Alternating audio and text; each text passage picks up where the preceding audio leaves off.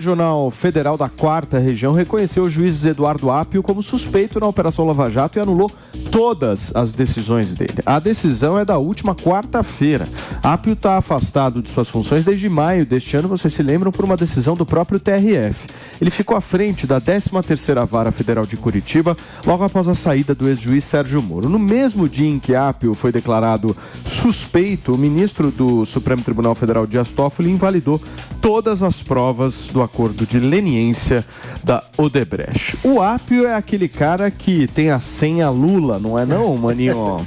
Pois é, foi uma... Vocês lembram dessa história? Como uma espécie de resposta do TRF, que vale dizer, havia validado todas as decisões do juiz Sérgio Moro, né? Então, o Moro não agiu sem respaldo das instâncias superiores, como agora se tenta reescrever a história para dizer que foi tudo um ato de perseguição do juiz com o procurador, com o Ministério Público, como se a justiça brasileira nas outras instâncias não tivesse validado todo o transcorrer da Operação Lava Jato, e aí os ventos naquele momento não tinha a prova da suspeição, né? É importante deixar claro, a justiça validou todos os atos do Moro em um momento em que não se tinha acesso àquelas mensagens que só depois todo mundo veio a ter acesso, de combinadinho do juiz com o acusador, inclusive de sugestão do juiz para o Ministério Público. O que a sociedade fica se perguntando não é possível ter um modo de punir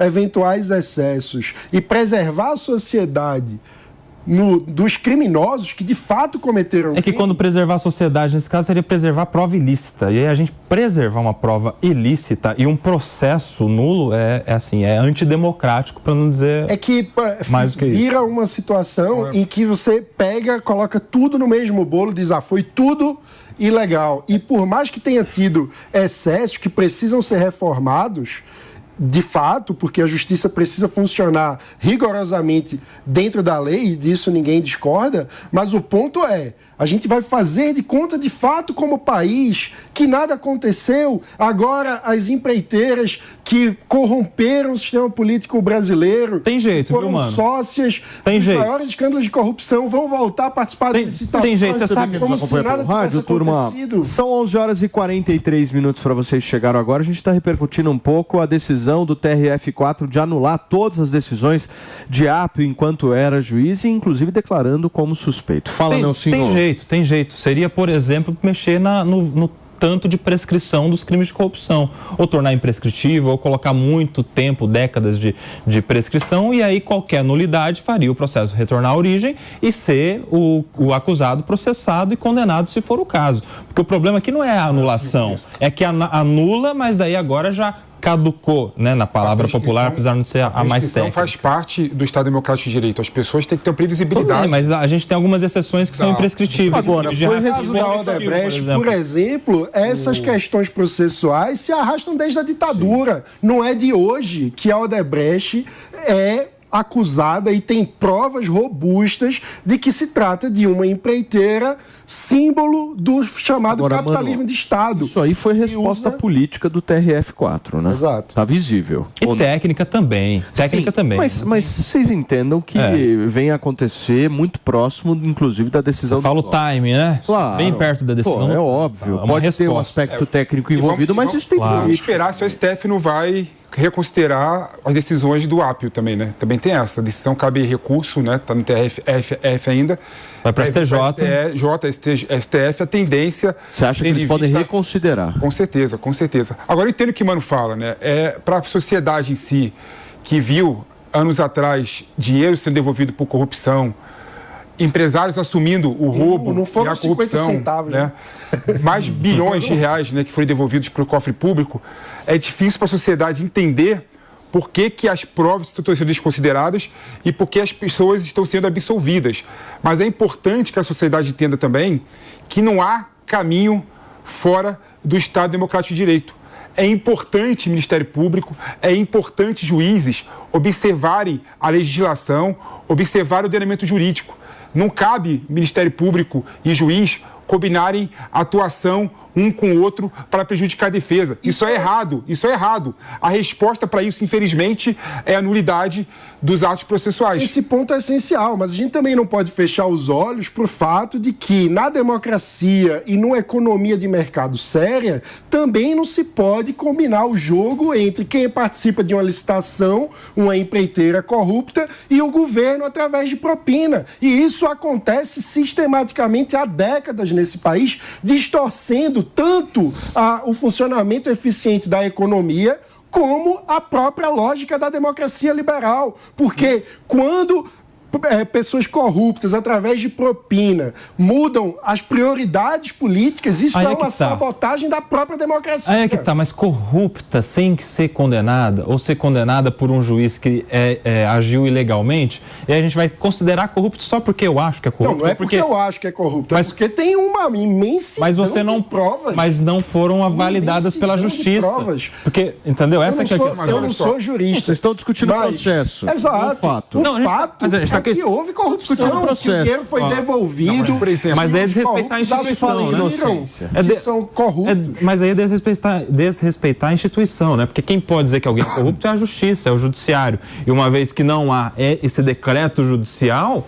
Não, aí a depender da população, todo mundo pode ser um criminoso. Mas no debate político... Não tem crime com base em bom senso, essa é a questão, né? Porque no bom senso... A liberdade de expressão, as pessoas podem fazer suas avaliações sem ficar presas no linguajar jurídico. O que você queria? Manter todo mundo preso com as provas legais? Por exemplo, nós não podemos voltar a fazer um PAC com a reabilitação das empreiteiras corruptas que sempre cresceram com base em propina, como se nada tivesse acontecido. Mas, é isso que está acontecendo agora. A empresa pagou multa. A gente não pode assistir o presidente Lula, no contexto da negociação do acordo Mercosul-União Europeia, ter como principal bandeira o privilégio de empresas nacionais em licitação. Isso é errado, mas é outra discussão. Essa é a lógica.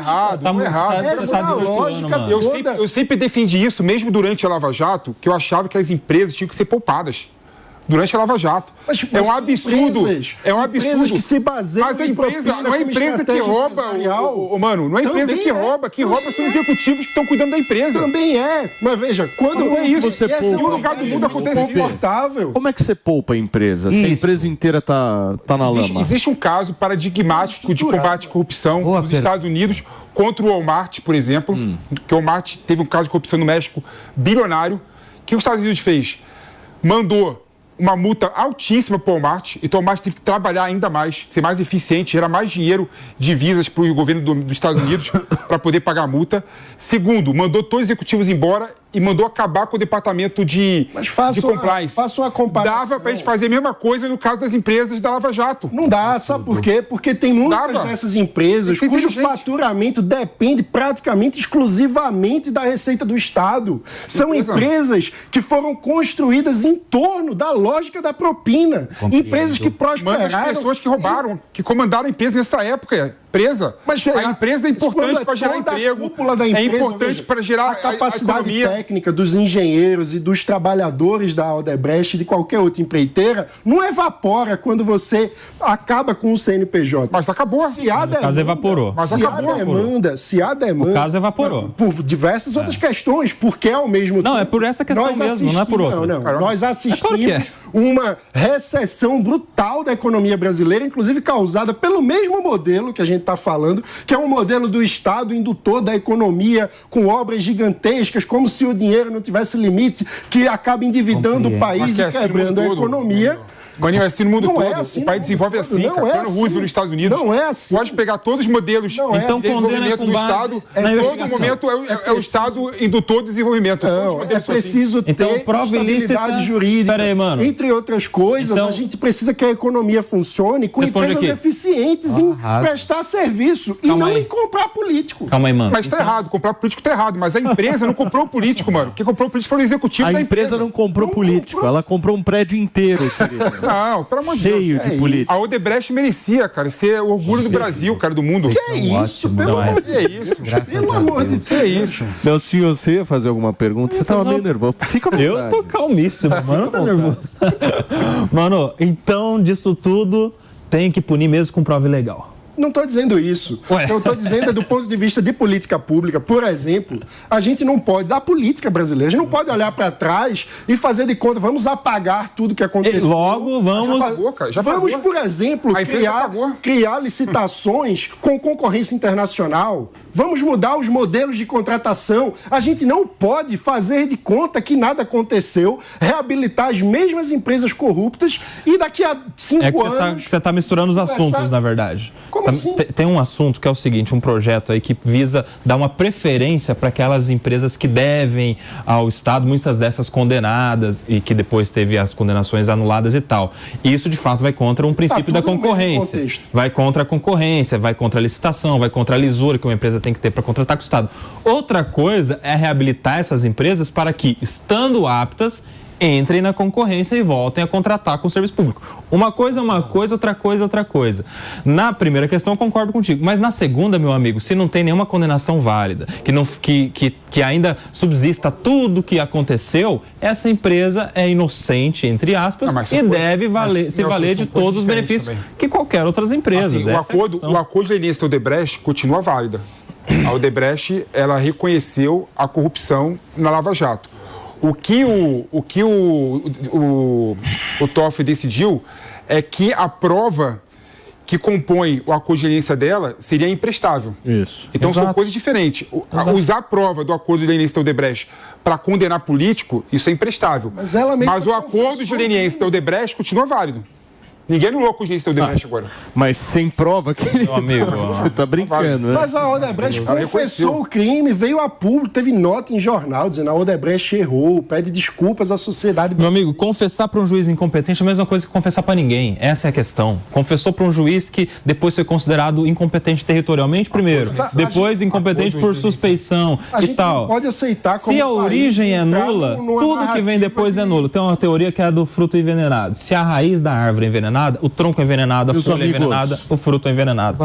Nulidade da nulidade. Você viu que eu só tô assistindo. Felipe Campos. É tudo. Ele é tudo. Eu tô só assistindo e eu quero recomendar, vocês estão nos assistindo, quem leu o livro da Malu Gaspar, chamado A Organização, vai entender, infelizmente, o que acontece no Brasil. Leiam esse livro. Mas logo na sequência, leiam o artigo 5º da Constituição. Leiam o livro que faz bem, para contextualizar. Vale a pena. A Organização. Maravilhoso. Gente, uma notícia